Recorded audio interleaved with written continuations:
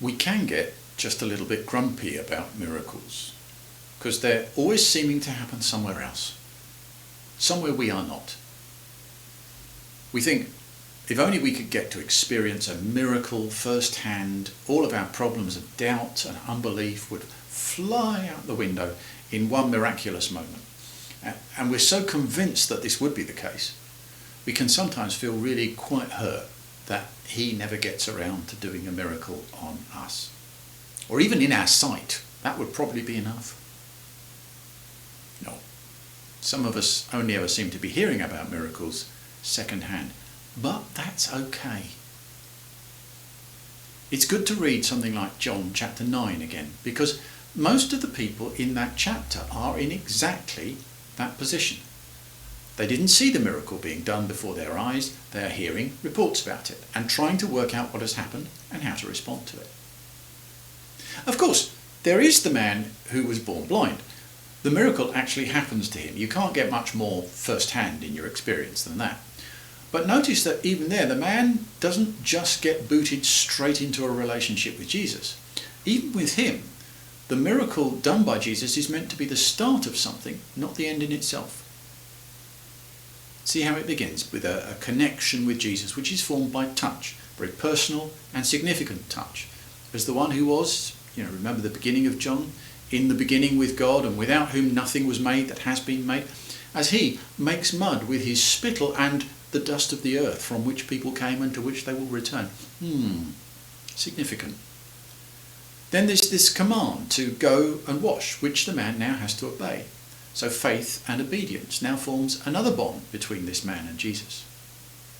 But all he knows so far is that he sees. Now he's got to be truthful, faithful with the evidence, which he is. No exaggeration. He states simply as possible what has happened.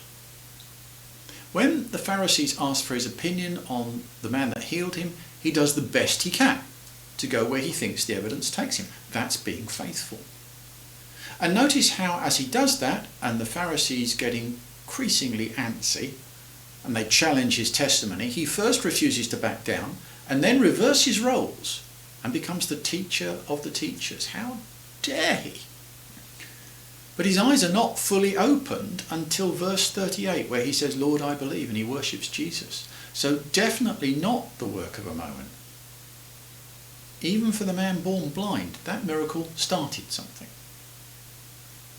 But what about the people who only hear what has happened, or who see someone who must have looked to them familiar, but also very different?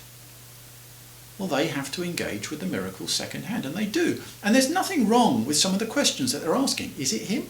Not sure. Just looks like him. That kind of question. Even questions like, is this a miracle from God or not? Those questions have to be asked. The questions like that, they're not a problem.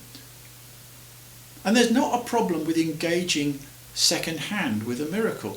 Miracles are signposts pointing to God, and signposts are for everybody. You don't have to be around when the sign goes up. You can still use it to get to your destination. But we do have to be faithful and go where the evidence takes us, which the Pharisees are not able to do.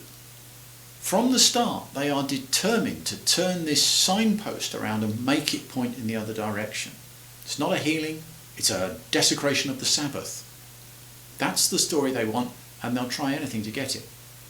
Notice how once they have failed to break down the eyewitness testimony, they're forced to resort to insults. Read verses 28 to 34. And then even those come back on their own heads. I'm mindful of how some of the new atheists have kind of scored an own goal by trying to break down eyewitness testimony about miracles, for instance, or just dismiss it with an airy wave of the hand. And they've found that those insults have come back on their own heads, often by equally eminent scientists, for instance, who believe in Jesus, people like John Lennox. Why can't these Pharisees simply go where the evidence takes them?